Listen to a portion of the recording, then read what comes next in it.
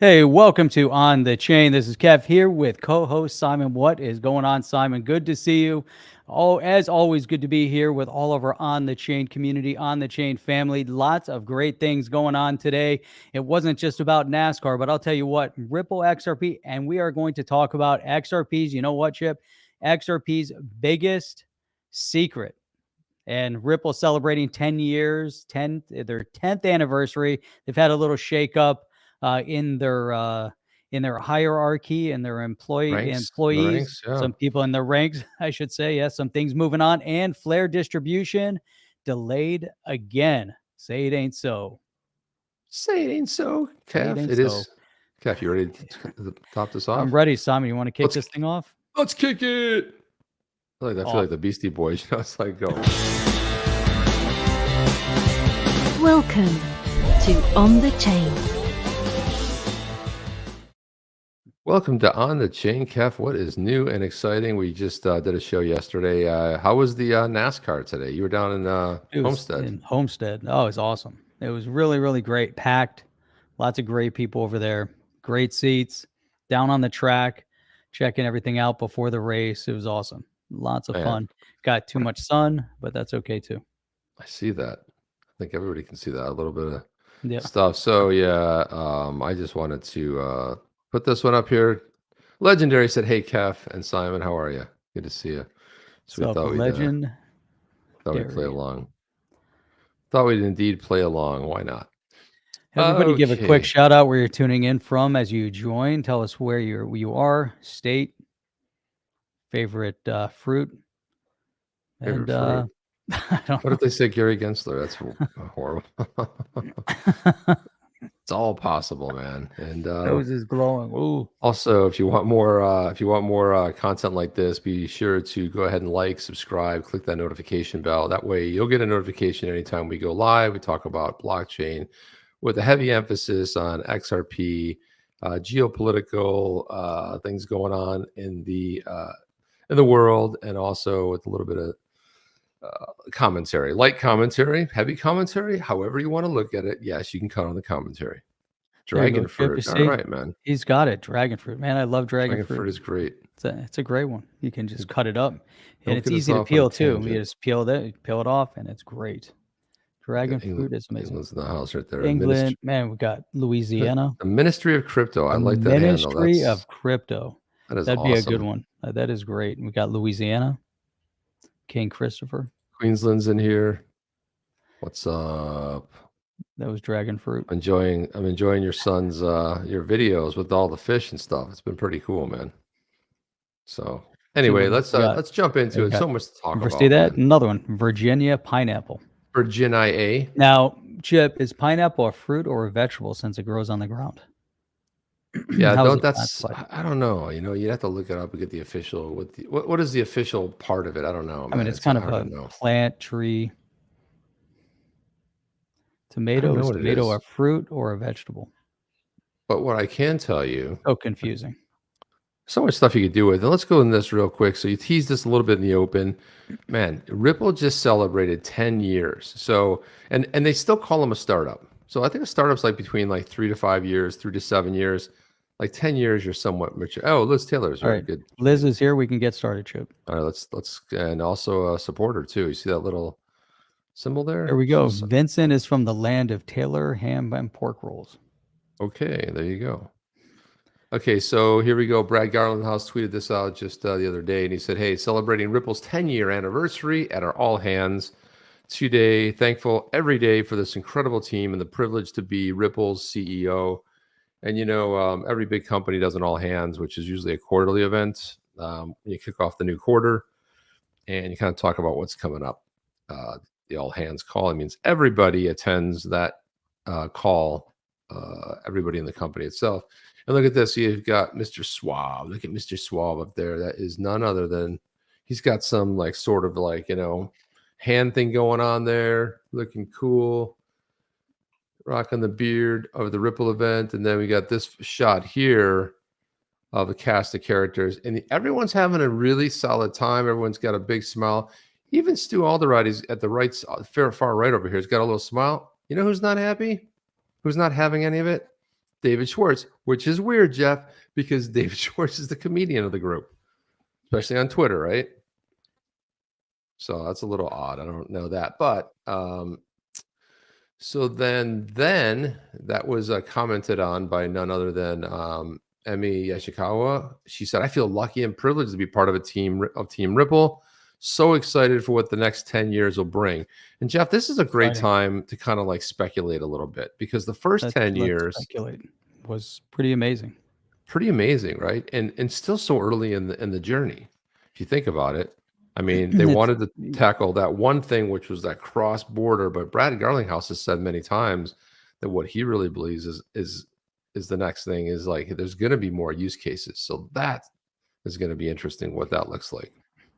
There's going to be more, and we're starting to see, you know, the development here, and it's exciting, Chip, because we've been covering it. Even just looking at the case, the SEC v Ripple case, we looked at what iRemit is doing. We looked at TabJets, you know, and we've looked at Spend the Bits. You know, there's, you know, 3 primary examples of development on the XRPL. We're obviously watching what Ripple is able to do with the XRPL, and we look at their full plan as they move forward, really streamlining and revolutionizing cross-border payment. You know, it just amazes me every day. I use Zelle the other day. It still hasn't cleared. So it's taking 5 days to move a Zelle payment. 5 days, and typically it's in seconds. This one's taking 5 days. So I'm not run into that yet. Mine are almost always within the first 5-10 minutes. Yeah, so every time I do it, it's within the first, you know, less than a minute, typically almost instant. And now 5 days, and it even says the transaction won't clear, you know, for 5 days, which is really bizarre.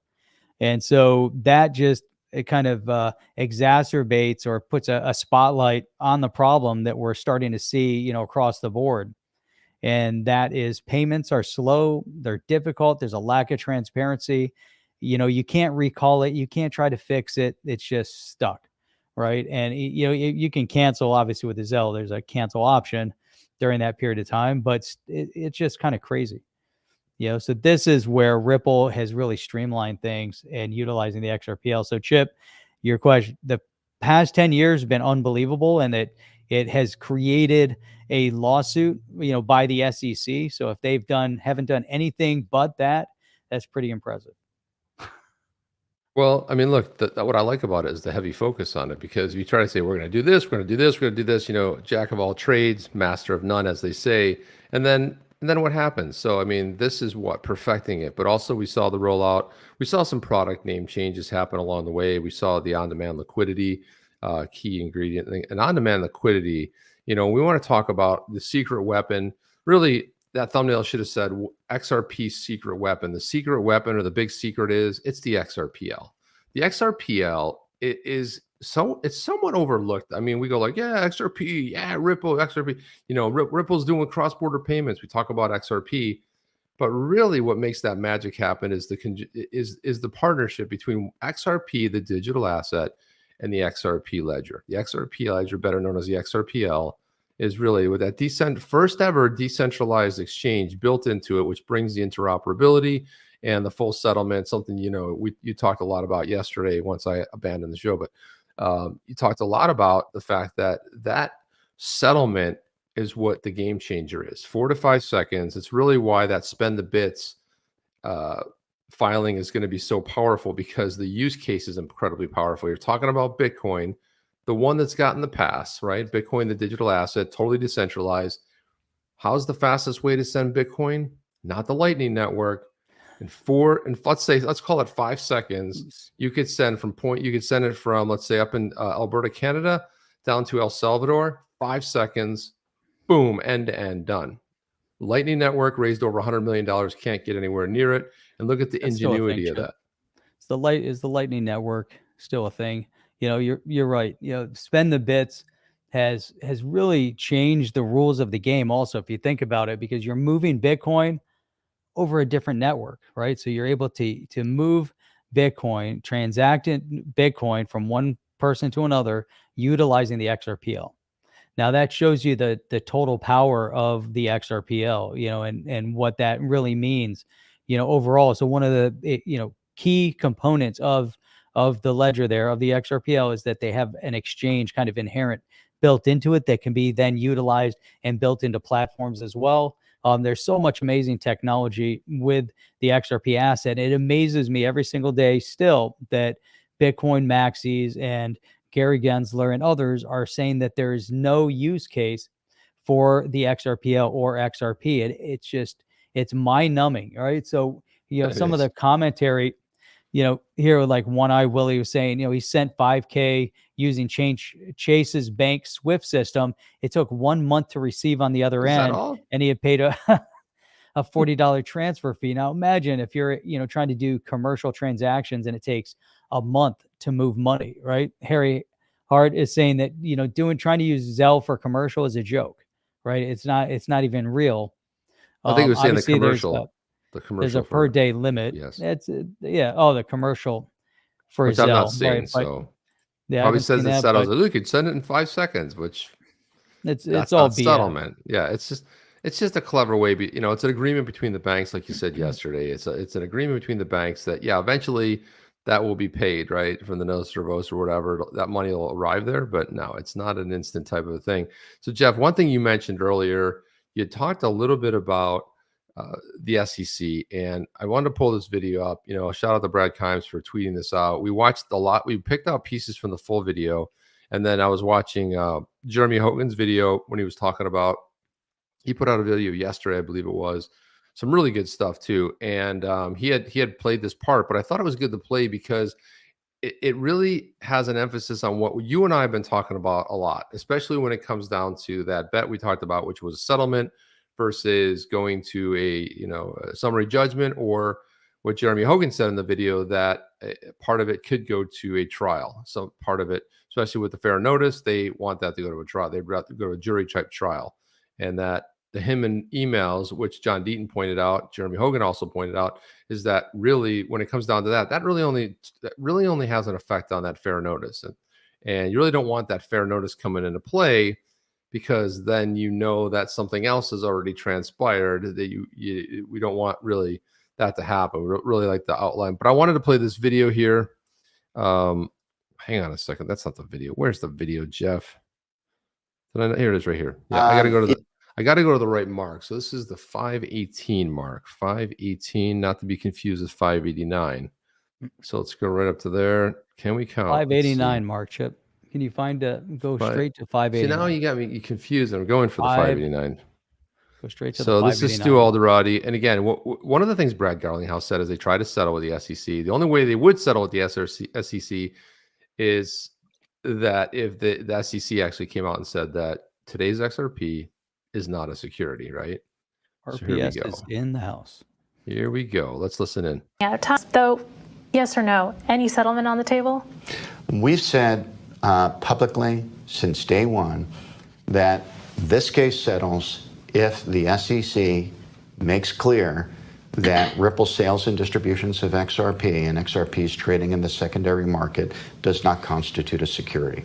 If they're willing to acknowledge that, the case settles, and settles very, very quickly. Without that acknowledgement, we have no choice to continue to defend the case, and we're defending the case not only on behalf of Ripple, we're really defending this case on behalf of the entire crypto industry. Because if we're not going to get clarity through regulatory rulemaking, and we're getting deliberate confusion brought upon the market.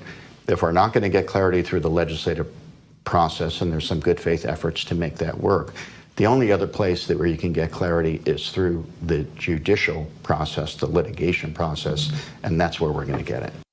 There you go. Well said. 100%. Chip say judicial system. Judicial system. Why? Why did he trip up on that? Judicial? It's a hard one, right? No. Judicial. Say. Well, if you say judicial, judicial. No, Man. judicial system. Oh, judicial system. People are like, why are we talking about this? Can you just get on with the rest of the show? We get it's like Who's squirrel. Chip? Yeah, I don't know. There is no Chip. I meant Simon. Yeah. Yeah. Yeah. Who's Chip? I only see Simon. There you go. Now tell me what you see. What do you see? Look closer. What do you see? see? Do you see something? What do you see? Do you see something? Yeah. That's just an inside baseball joke there. So yeah, so that's really what I wanted. We kind of got into that a little bit yesterday. We talked a little bit about settlement, what that might look like, and what that would be. Of course, that interview I believe was with CoinDesk, and some of those questions were a little bit like, well, it's almost like they were coming from the side of like the SEC, like, it's a security, so let's word a clever question about that. Would there be a settlement in the future?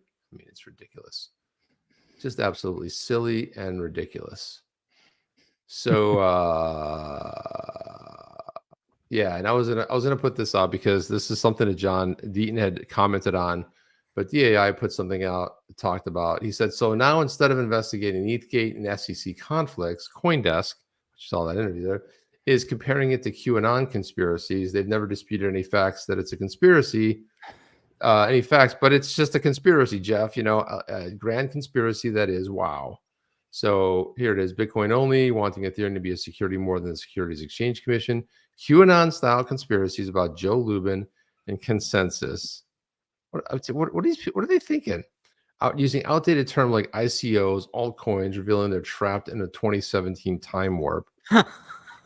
Hyper Bitcoinization is inevitable, even though nobody knows how a Bitcoin-based deflationary economy would work in practice. Proof of work is the only viable one. So this is Coinbase, but then Coinbase, they're all maxis too. CoinDesk. CoinDesk. Sorry, what did I say? Coinbase. CoinDesk. Yeah, thank you for correcting me. They're all the same. So John Deaton said, hey, if anyone at CoinDesk is suggesting that I spew QAnon conspiracies, I volunteer to be crushed in a debate or a civil discussion by one of their top-notch journalists. Boom, boom, punch in the right there, throw punch right there. Top-notch. If I'm, and this is John saying, if I'm espousing QAnon type of conspiracies, it should be easy to expose and humiliate me on a live stream. And this is what, now that right there in itself, let's not crazy about this, but the whole word QAnon was also invented by some so-called journalists. No such thing as QAnon. There's Q, and then there's Anons. There's no such thing as QAnon. But again, this is other stuff that gets perpetuated in the news by nut jobs. So they're like comparing it to some. I don't even know why they went there. Why some giant? Let's think of another conspiracy that we've trashed, which would be the QAnon one, and let's compare this to that. Meanwhile, these are facts. Deaton has the facts. No one's going to debate them. Here's a question for you, Chip, from Chris. Said, can Brad and David, or whoever behind XRP, ever centralize XRP after government starts going for DeFi and forcing them to KYC? So is there any way to centralize? Well, no. Can they individually centralize XRP? That's the question. First of all, we got to separate the Ripple from the XRP. Ripple is a centralized company. But Ripple's XRP, which is an escrow, is governed by the validators.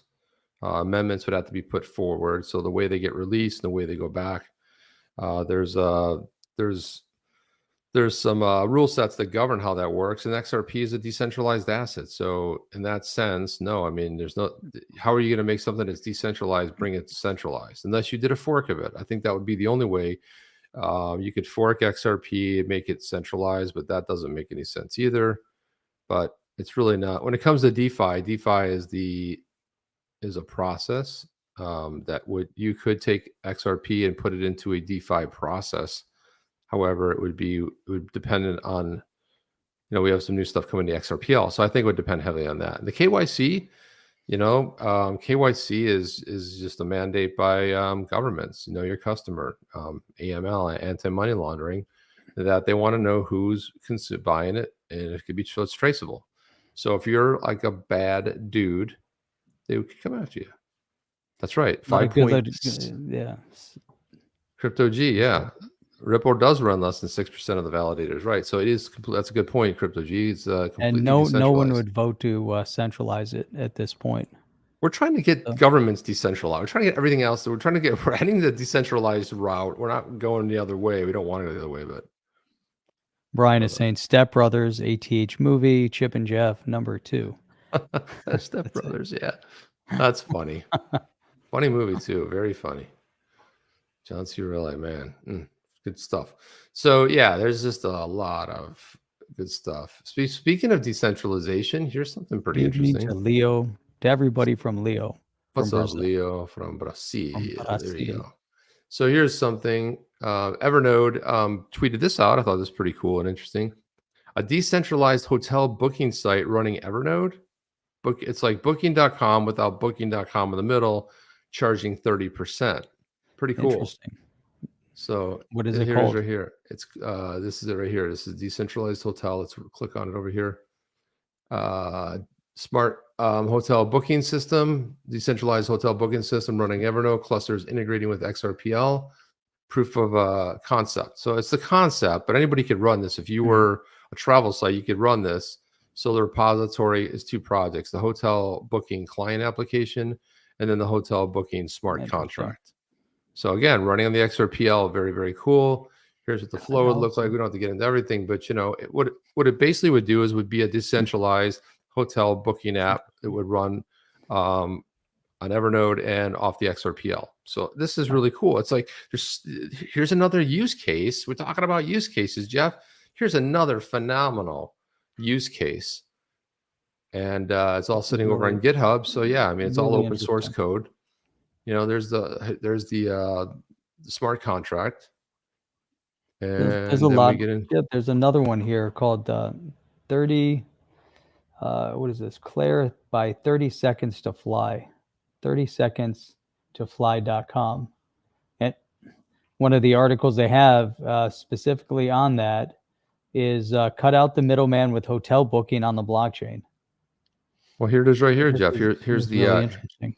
This right here is the so here's the demo. It's running on a bunch of nodes sourced from the Evernode betanet. Thanks to all you running nodes and allowing devs to really test what Evernode can do and feel like. And here it is right here. And again, Evernode is smart contracts. You're looking for a hotel, or are you a hotel owner? I'm looking for a hotel. Okay, great. Yeah. So let's look here. Let's see. Let's just grab one of these. Let's see. I wonder if you go to Amsterdam. See if let's see Miami. No, I think you got it. Maybe it's. I think it's one of those selections that they have. Yeah. Yeah. So let's go here. Let's go to the Hotel California. All right, let's do it. Eagles, welcome to the Hotel California. So make a reservation. What's your name? Kev and Simon. And Simon, separate rooms, please. Oh, here we go. So, you know, you throw your date in here and blah, blah, blah. Let's see, next there, from there to, let's go over there and hit submit. Hotel, 2 weeks. Get your credit card ready, Jeff. And then there you go. So it's, yeah, I don't know. I mean, it's not a real booking app. It's a maybe it's the name. Shows, you got the plus sign. That's the Pacific view, but here's the reservation, you know. But again, very cool. Try it again without the plus sign. Let's see if it takes you to the next step. There's room NFT. Just put in, there you go. Let's see, let's go here. Let's put a date out in the future. There you go. It didn't make a difference. No. What do you know? You see how it's doing it? It's the room as an NFT. So there you go. So that's how it's executing smart contract. It's very cool. No, it's awesome. They're making a great idea. It's already booked. You see that? There's an error. Oh, look at that error. I didn't see that. It was already booked. Choose another date. We can't take the Hotel California because it was booked already. Go way out in the future. It's obviously a popular place. So September 23rd. It was in the Eagles song. There we go. Let's see if this works. There we go. Please wait. That's way up in the corner there, like you'd ever see that. But anyway, bottom line is that this is very, very cool. The fact that this is where we're headed, guys. This is where we're headed. Reservation was successful. Boom, booked it, just like that. I mean, obviously, it's just how did we pay? It's just for fun. XRP, Jeff. That was just instant. They just took our XRP just like that. It's a demo, man. It's just showing you how it could potentially work. It's very cool. Smart hotel booking app. That was in less than 4 seconds. Bam. Booked a reservation. Very cool. You are going to the Hotel California. Welcome to the Hotel California, right? As the Eagles said in that famous song. And there we go. Sub Whitefly 00. Here's another thing. We talk about what's the secret, XRP's biggest secret. Well, is it the really has to biggest do with the secret? XRPL, dude. Look at this. So here's another phenomenal project, xSpectar.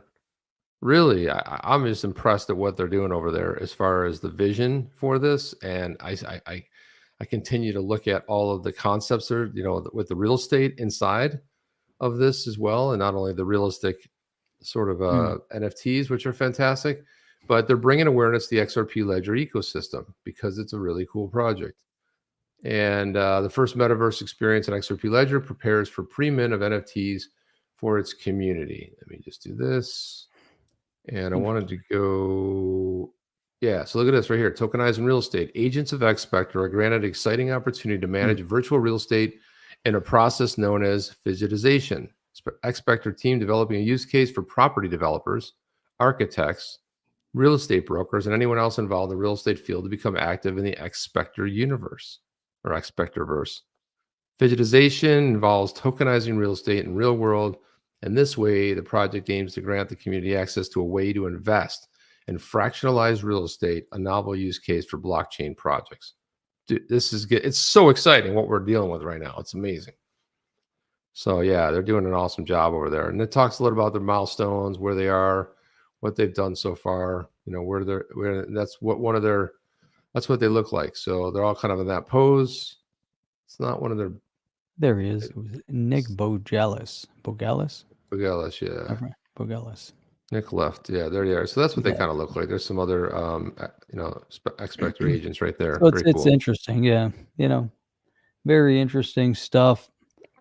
Chip, I have, as we're kind of going through this, kind of reminds me of David Schwartz, always, trying to get some interesting information over to us. I know he was responding to somebody here, but I always like how he phrases things. And right here, it looks like the tweet was already deleted, but David Schwartz said, my response to your second paragraph would be to suggest that you read your first paragraph a few times until you understand your point.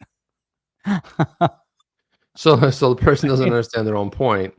Right. So obviously whatever he was saying over here. So I think it's pretty hilarious, but I like this. XRP Crypto Wolf was saying, David woke up and chose violence. Freedom of speech maximalist must be hungover. It's just too funny. I have no idea what happened, that they deleted it, but I just like how David Schwartz just gets involved and he says things. Some of the things he says is just so profound.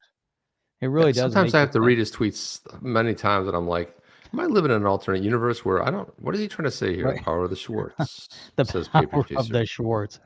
Man, I mean, you can imagine what's going on inside his head, right? So he's obviously behind the XRPL. He's got a lot of important things to do over at Ripple and his day-to-day stuff. But the content that's stacked into his brain and just the way it processes things, we get to see a glimpse of that on Twitter, because his brain, processes and his comedy kind of analyzes things a certain way, and he takes that and he post that right onto Twitter. So we get that glimpse. Here's him processing in whatever, how many characters are on Twitter now? Is it 140, 160, whatever? Yeah, like I liken it to remember the Matrix, where you had all that code, like that code, almost like debug code flying in the background. That's how fast his brain's going. Ours are going blip, like a little light bulb, bzz, bzz, once in a while. And his is like with like tons of code nonstop. K-Hut saying he's so unbelievably intelligent, I'd be scared of him before I'd be scared of Mike Tyson. Wow. Yeah, he could totally disarm you. And I've mixed it up with David a couple of times, and he just he's not human. Not human. He might not be human. There it is. So one of our favorites, XRP, the Standard Productions, obviously parody, put this tweet up and said, in real life, XRP, the Standard Productions, has a much better beard than Brad Garlinghouse, but I would never say that in public. And Brad Garlinghouse said, no way. And then, of course, David Schwartz said, I agree. There's just no way. Brad's beard is one of the wonders of the modern world. So, and he was commenting. But the best part of it, Jeff, is he was commenting on a tweet that he put out in March 6th of 2021. So you had to go find it. He said they couldn't put Brad Garlinghouse on Mount Rushmore because the granite wasn't hard enough to properly render his beard. It's just fantastic, right? Oh, JV God. weighed in and said, "This is exactly why Gary Gensler is refusing to settle. He envies Brad's beard." That's right. And who doesn't? I mean, let's be honest with this. Beard envy. Frankie L, of course, talked about Elon No Musk's way. Oh, response great. to. Just say no way. He said no way to Brad Garlinghouse when he talked about how shameful the SEC has been, and they No really way. teased that a lot, didn't they, Jeff? Like I cannot wait for that to come out because they really Oh. teased the hell out of that. Oh, it's amazing. I like Leo saying, now imagine the problem if you buy a painting, an NFT, and one of those crazy crackhead throwing, I don't know what on it. So here, you've seen this is now happening in different parts of the world, maybe where they're getting crazy and they're destroying old pieces of artwork from well-renowned artists, and they're throwing who knows what on it, milk and other things. Maybe this is what happens. We start moving. It's a quick move over to not just the NFT meme craze, but now we're going to be moving over to the actual NFT art world, or art is going to migrate quickly to NFT because these crazies are destroying the originals. So we got to quickly make the originals into NFTs, so at least we could preserve value and history and all those other things. It's kind of, things are getting out of hand, but maybe it's an impetus to push the rest of the art world over to NFT. So this is just the 100% thing. digital chip. Yeah, so something funny. So somebody posted a video, and I had seen the video, but it was protesters in the street, and they had crazy glued their hands to the pavement. Oh yeah. So and They do the pavement, the walls. And the funny thing is that somebody, That's a smart. cop went over there and just ripped those hands up, and people are like, because their skin is on the pavement, wherever. So, but one of the protesters, they're protesting something about preserving, climate and the earth and everything else. And one of them puts the crazy glue on the hand, puts it down on the cement, and throws the bottle into a sewer. I mean, right. So like, this is just the whole thing is like, you don't destroy. They're like, you're more concerned about the art than you are the earth. No, you don't. That's like a straw man argument. Like, what are you talking about? So this is where we're at, Jeff. This is when you just thought humans can get any dumber, they just really get dumber. So, and this, but see what's happening humanity. But what's happening over there? It's happening in the crypto sphere too. Like, we still have the same people with these silly arguments, like Coinbase. It's a crazy conspiracy. Charles Hoskinson, it's a grand conspiracy. Okay. How to say, and it's ironic that Mark Zuckerberg looks like Gary Gensler's son. What's going on here? Another one that I really like a lot too. We talk a lot about. Good night, Ralph. See you on the next one. Sleep. Yeah, we talk a lot about one of the networks out there, at least in the United States, that's given really a lot of exposure to everything going on with the SEC and Ripple with XR, the whole XRP, is Fox Business. And what I like about this is John Deaton absolutely calls out. Let me see if I can get the other tweet up here. Let me see here. He absolutely calls out, because CNBC has been really slow on the draw. I don't think they're that quick over there anyway. They seem a little slow on almost everything. They're always like a half step behind. But here we go. This is it right here. This is Brian Kelly put out this tweet. And this is Brian Kelly from CNBC. He said, exceptional piece by Erik that should be required reading for anyone interested in crypto freedom and free and open economy. Reasonable people can, and should disagree with each other while respecting the principle of freedom.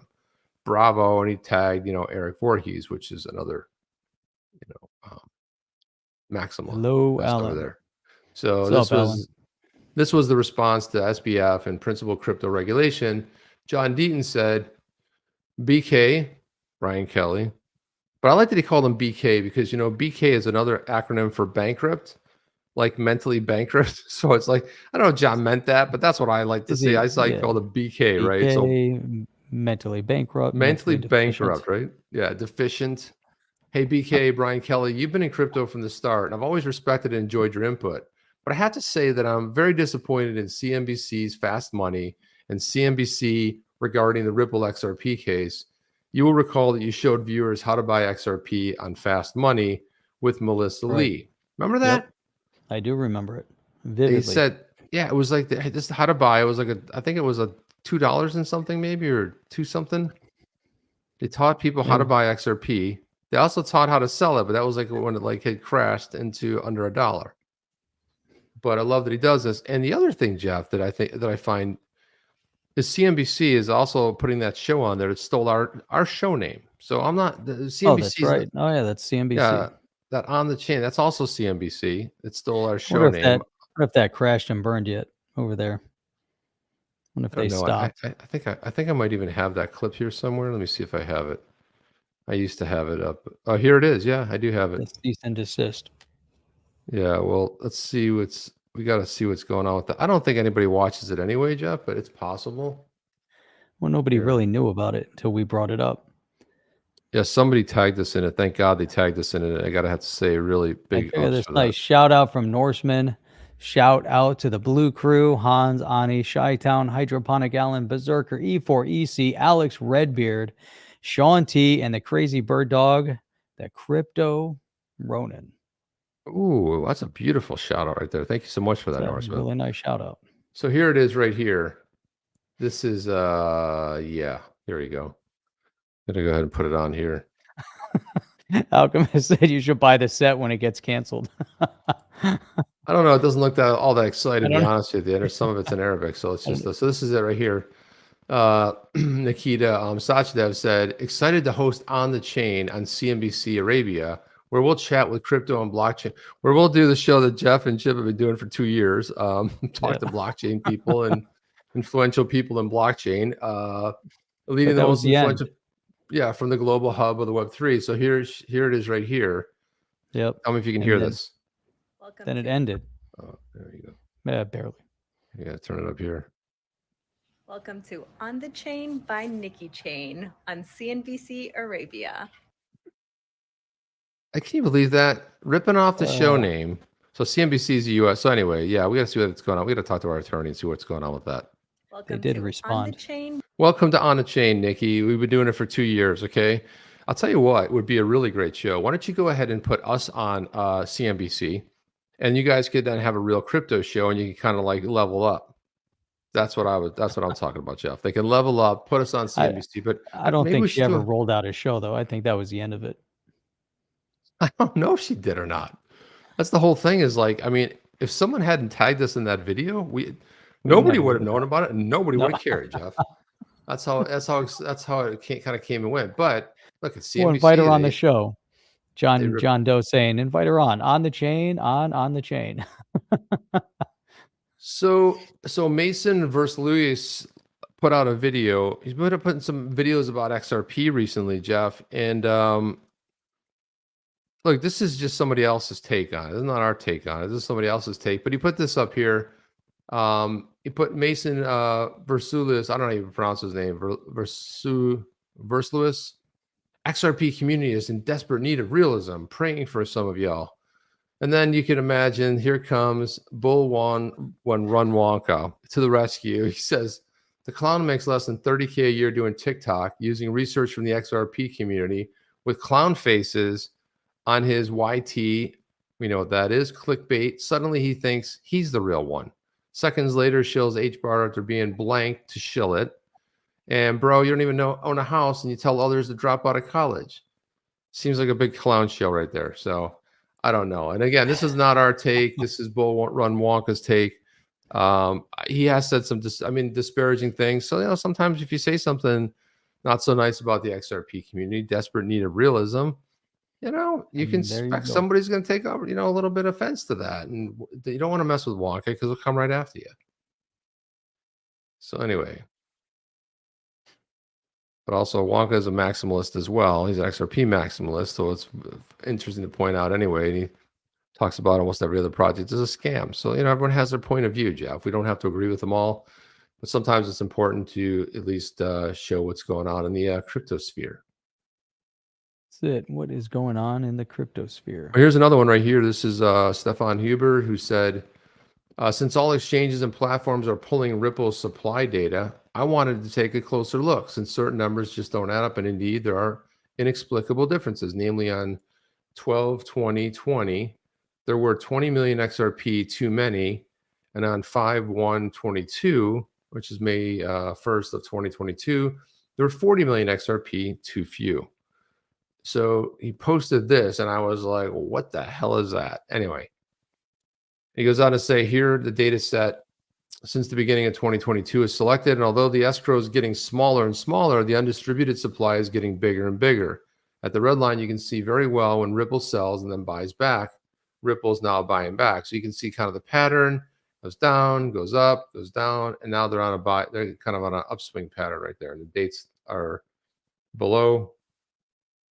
And then finally, so there you go. So do you think the price of XRP is actually inflated by 25% due to the manner in which its information is collected? Not really following you on all this. So is it actually inflated, or is everybody happy with the 47 cents that XRP is sitting at today? I don't think I was happy about it. So he says, don't think I'm alone either, given the lack of comments on this is now 2 days. So what does all this mean? So Stefan Huber said, look, Ripple is very transparent about how many tokens it holds, but how Ripple calculates exactly was not very clear. And apparently XRP that Ripple buys back are considered non-circulating.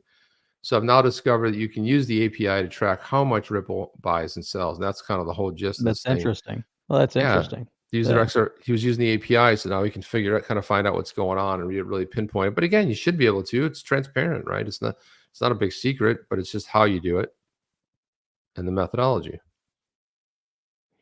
Yeah, very, very interesting indeed. You had mentioned this one, Nick Bougalis. He's the director. He was the director of engineering. XRP's going crazy, Chip. It's always going crazy, man. So Nick Bougalis has left the building over at Ripple there. He said goodbye to the firm. Another one, man. Another one that leaves and moves on. You know what? They get to a certain point in their career path with the company, and they've kind of exhausted every possibility. They need to move on with their career, and they're not going to stay there forever. And they're kind of typecasted in their own company. So it's time to,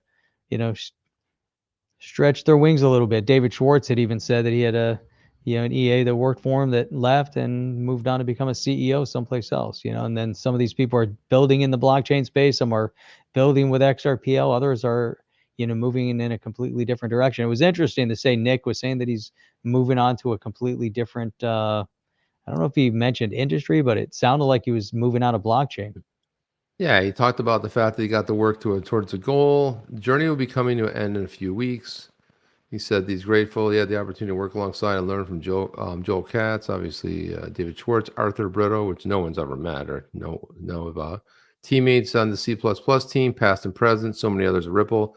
The camaraderie and esprit de corps of the C++ team is what I'll miss the most, that camaraderie. And it's sometimes some companies have that, Jeff, where it's just really strong camaraderie. Really. And what are the XRP? Really important. He says, what are the XRPs? Long-term health and success isn't predicated on any one person. So that's the whole beautiful point. It doesn't matter if he leaves. Doesn't matter who comes in and leaves. The fact is, it's open source, and a lot of this is developed outside of Ripple anyway. Confident it'll be fine, thanks to talented and passionate individuals who contribute and participate. Leaving Ripple wasn't an easy decision, but it's the right one for me. To my fellow Ripplers, go screw yourself. No, he said, I wish you unbridled success. That's what he said. And for what's next, I'll talk about it when it's time. But I'm not joining another blockchain project / company, nor am I doing NFTs or DeFi. So, Jeff, that kind of, like you said, that kind of like eliminates it, right? Maybe unless he's going into retirement. Who knows? It's very, he's kind very of interesting. Matt Hamilton said, Yeah. Nick, you put so much in the XRPL. It would definitely not be what it is today without you. Many people may not realize the sheer number of people you've helped educate and inspire over the years. Good luck with the new adventures, and I look forward to a future beer. I look forward to a future beer with all these people, Jeff. I'm not going to lie. That'd be awesome. I'll look forward to that as well. Next time they're all in Miami, or the Miami meetup, when they come to the official on the chain meetup party, when we celebrate the SEC defeat, and we're going to be enjoying a steak. Jeff. That's right. When we're enjoying a steak dinner, and we're inviting a bunch of people, that it'll be awesome. So if we have some of these Ripple individuals, current and former, as well as those within the XRPL space. Man, it'll be awesome. Get some people from Spend the Bits. Maybe we get some iRemit, some TapJets people, all these people we don't know yet, plus all these great people like Matt Hamilton and others. And we could have quite an after party. Yeah, an after party. I love the side. And look at even Nick said, Matt, thank you for the kind words. You're an amazing communicator. And I think the number of people you've educated and helped far exceeds my own efforts. That's just the kind of love right there. There's 2X Ripplers right there. That's the kind of love you have. And people that love this community, people that goes beyond, it transcends any company. It's bigger than all that. And none other than what Stu Alderoty said in that clip we played a little bit earlier is like, hey, yeah, we're fighting this, but we're fighting this we're taking on this for the entire crypto community at large. That's right. John Doe is saying this may be a rumor, but I heard that OTC is buying appetizers, chips and queso, if it ends in settlement. That's true. If it ends in settlement, we will be buying the appetizers. Now, if it ends in settlement, we'll be buying a steak dinner at Burns for Mr. B and Alex coining 203. Right. But hey, whatever that looks like, that's fine. I mean, look, I said I just didn't see settlement. But if it's settled tomorrow, would I be disappointed? Hell no, because I know that means they would have to say that today's XRP is not a security. I'd be thrilled. That's right. Exactly. Now, XRP Speedboat Chip is saying that if it doesn't get clarity soon, our Miami meetup will have to be done in the handicap parking zone. All right, let's not that crazy. Let's not get crazy. Come on. Let's not get crazy. Look at this. And then Weeds Win said, hey, Nick, I wish you all good things and more for you and your upcoming adventure. You're an amazing person.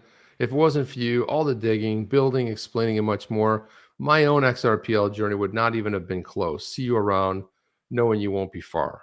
This is just great. I mean, this is good stuff. Beautiful for the community.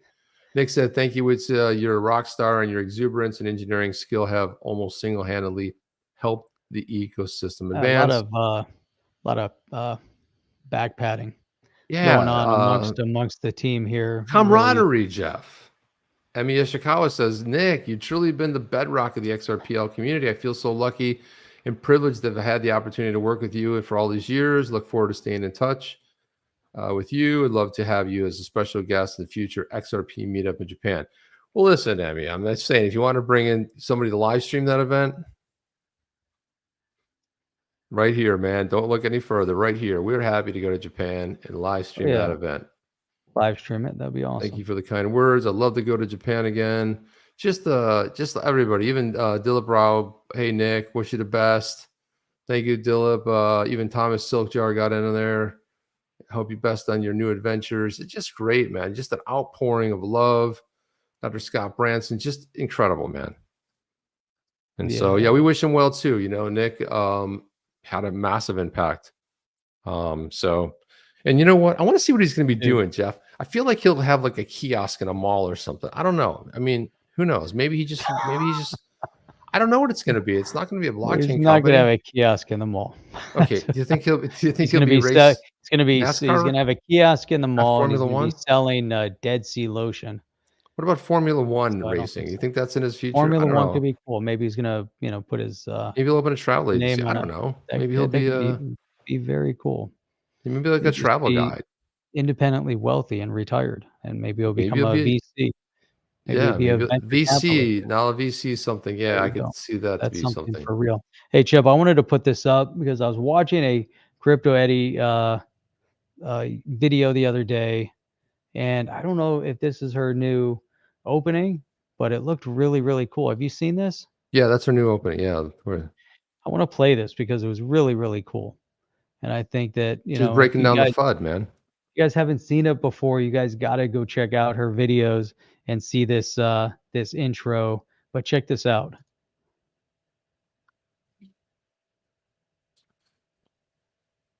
There's no sound, but it's just for the people watching the podcast.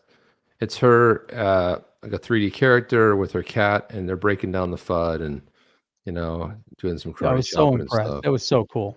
I saw that. Yeah, someone in the community did it. Really, really nice. Hey, thank you for the support. It says, whatever happens, this decision will affect the entire cryptocurrency market. Absolutely. Well said, K-Hud. Thank you for that. Yeah, absolutely. It absolutely will. And people are kind of waking up to it. Then you have someone like CoinDesk spewing this like garbage about conspiracies and blah, blah, blah. It's like, hey, go ahead. Take on John Deaton. Let's see how well that works. Come on the Right. chain. We'll invite John right here. We'll bring him on. So Sophie was saying XRP is an orange to their grove, and they just maintain. Has a lot of great things. Catherine McClelland just logged in, busy at work. A lot of great people here with us tonight. It's always great to see everybody.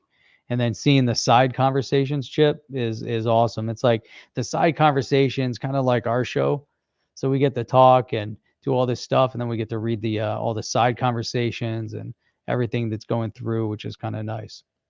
Oh, agreed. And here's one. Elon Musk supports XRP and Brad Garlinghouse. Not really. I mean, he said no way because he's had his own struggle. So that's a little bit of a leading sort of a headline. But I thought this was interesting. This is the one paragraph I picked out here. Some lawyers from the crypto space believe the SEC could be throwing fresh tantrums over the Hinman speech. Web3 lawyer Jesse Hines wrote, if the Hinman emails are as bad as we're hearing, I wouldn't be surprised for the SEC's next step to throw Hinman under the bus, claim he was acting rogue, and that despite his actions, it doesn't change the status of XRP. So, Jeff, what he's suggesting there is he's going to throw Hinman under the bus, but still say it's XRP's a security. Bizarre. XRP. XRP. So, Chip, what is going on with Flare and all that? I appreciate Organic Fuzz. He said these two aren't scammers like other influencers. So, shout out to us, Chip. Thank you very much. Yeah. So, Chip, what's up with Pack and Flare? Let's focus on Flare. Yeah, let's put this up here. Let's talk about this. So a lot of it has the big deal here. Well, there's a bunch of things here, but I want to put this tweet up from Hugo Philon, the founder and CEO over there. He said, look, I understand a lot of people are frustrated about the delay of the distribution of the Flare token. I'm equally, if not more frustrated. There's so many useful things that myself and the team could be doing other than liaising with exchanges at this point. There's like over 100 exchanges. Okay. And the point he's making is that they've been working to coordinate the distribution with the exchanges since May. Let's see, May, June, July, August, September, October, 6 months, Jeff.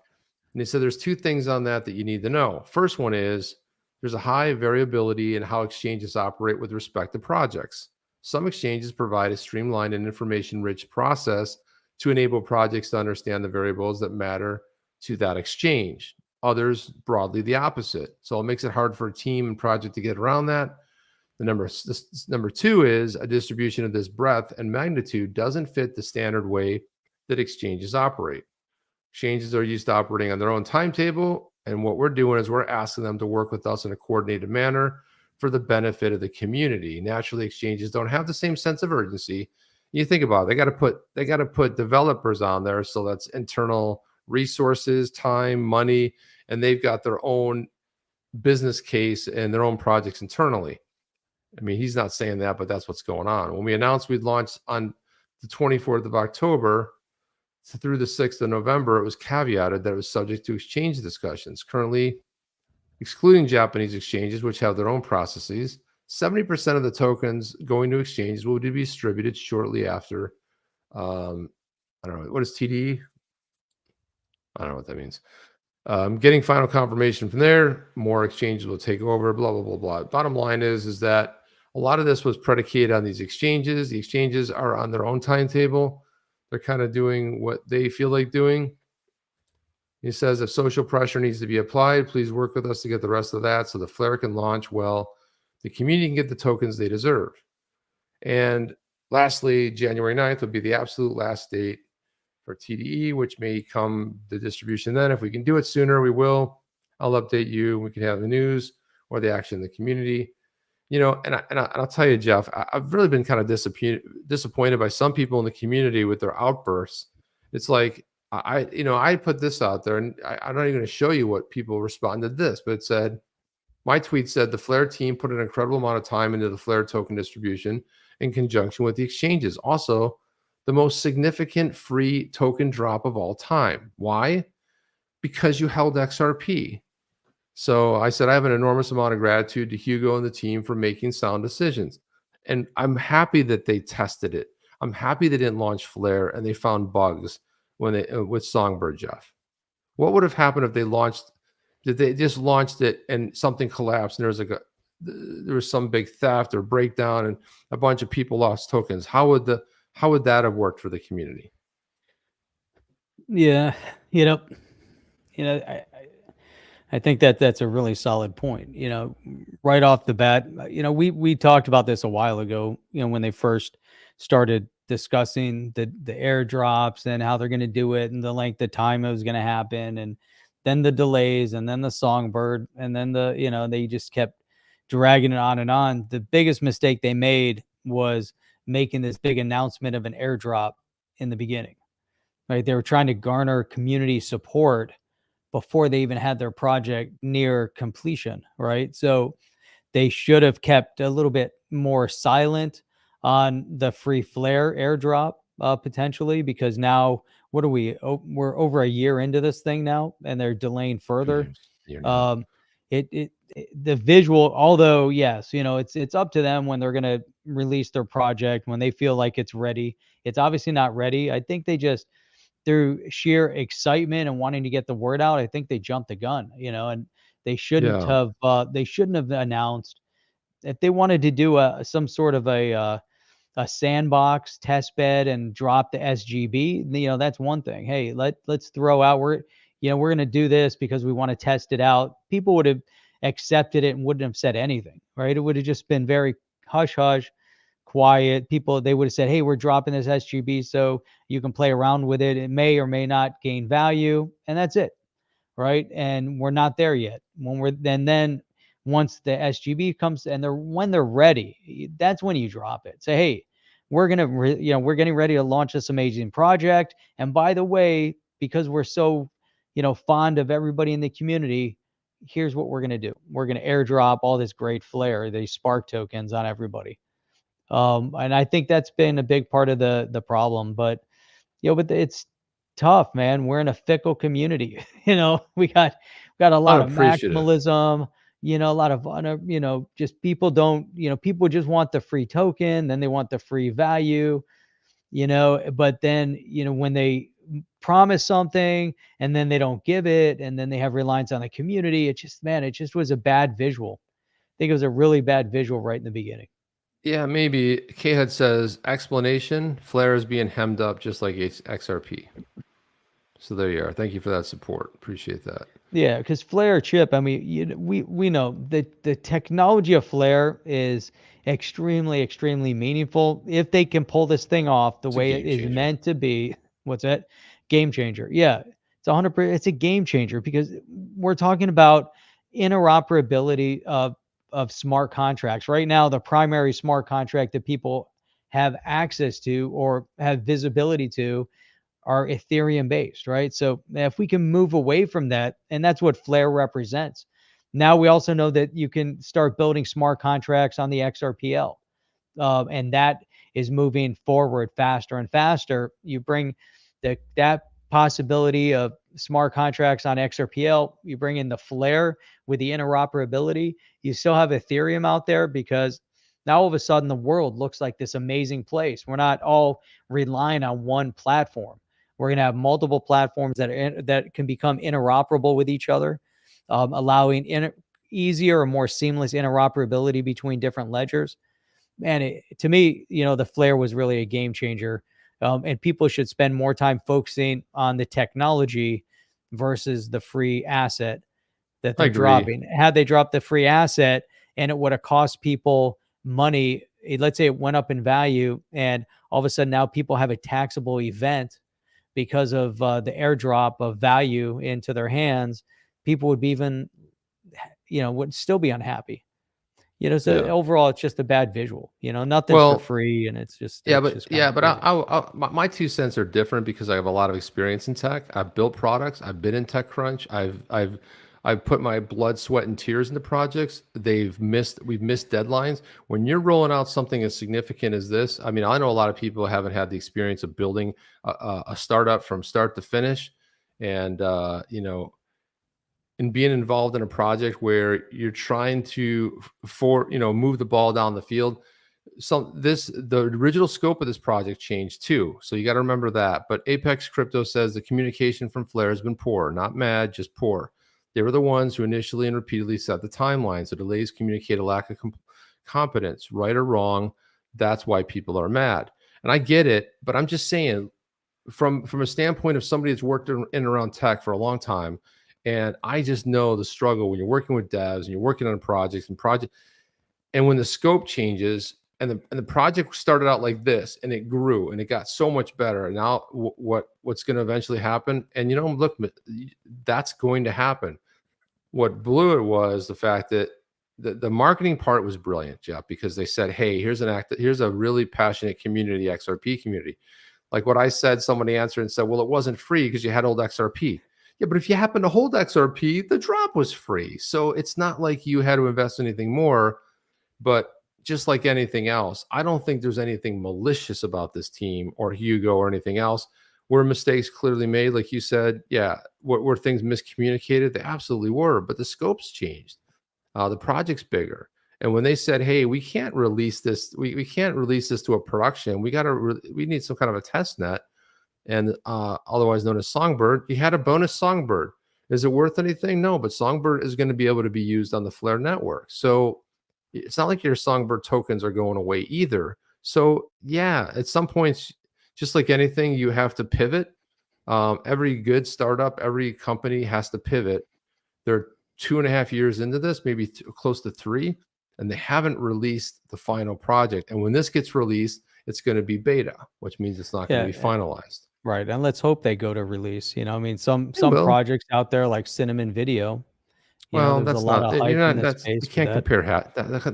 That's like saying, "Hey, I got a kid down the street selling lemonade," but then here's a $100 million startup down the other side of the road, and you can't compare those. No, I'm just saying, they're right. We can create, but we're anticipating that they're going to move in the right direction. And one great thing, ways to really understand what's happening, since we're not all kind of trying to figure this out, third person, would be for a Hugo Philon, to come here on the chain, and have a sit down and talk about what it's meant to him and to the community, from day one when they first, conceptualized Flare, and what this means and where we're at today and where we're going. Imagine that conversation, Chip.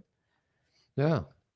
I mean, Flare right here on the chain. That'd be amazing. Let's throw it out there. Let's get Hugo. Throw that in the it's out. So I'm glad that Flare's gotten better. I'm not mad that I don't have my token. It's free money. I have no reason to be mad. Listen, I mean, obviously things go wrong and stuff, but I'm not talking about. I get people are frustrated. Even Hugo's frustrated because here they're trying to build out their project and put their stuff, and now the exchanges aren't cooperating. It's like, it's not like that's what they set out to do, is to like sit there and work with exchanges. I mean, we got Coinbase out there that didn't even distribute Songbird. And now they're chasing down 100 exchanges. What are you laughing at out there? That's something I'm laughing at. No, anyway, guys, go ahead and hit the likes, hit the subscribe, do all that stuff. What is he saying? Happens, man. It happens, right? Sometimes that happens. What I'm going to say, I'm going to be honest with you. It happens. Yeah. Ric Flair is more valuable. That's Ric Flair, the wrestler. There you go. Ric Flair. There you go. That's it, man. That's pretty much all we have for you guys tonight. We'll be back. That was awesome. It was fun. We had a good time. It was fun. Awesome show. You know why it's so awesome? It's because we have great people in the chat that are talking, and everyone doesn't have to agree on everything. That's what makes it interesting. Also, I'm so glad that everybody's here talking about from different perspectives, so we kind of learn from each other, and then all of a sudden you figure something out. You're like, man, I didn't even think about it that way, and maybe we need to rethink our analysis of something, or, we get that much better for it. That's why we have such an amazing community here on the chain, with the best and the brightest from all of YouTube crypto space. Yeah, man. Thanks to all you guys for coming in here and showing up. Have yourselves a really great week, but keep your chin up. Keep that smile on your face, and just know that you put the time, you invested the time, you made some solid investments, you invested in use case, and what could be better than that? Pat yourself. Go ahead. Give yourself a little pat on Colin the back. Benson says, smartest community in crypto. Thanks, Jeff and Chip. Friends, relax. Flare is coordinating with all the exchanges. That takes time. And I appreciate that support. That's right. I like that. Smartest community in crypto.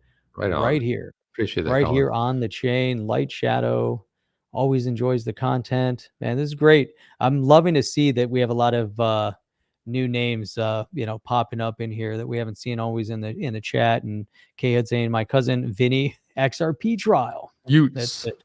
The Utes. The two Utes. You two Utes. XRP, you Utes. The Utes. All right, guys, that's all we have. We'll see you on the next one. Chip and Jeff. Ow! See you guys. Are you down with OTC? Please like, subscribe, and click the bell to be notified when the next video drops.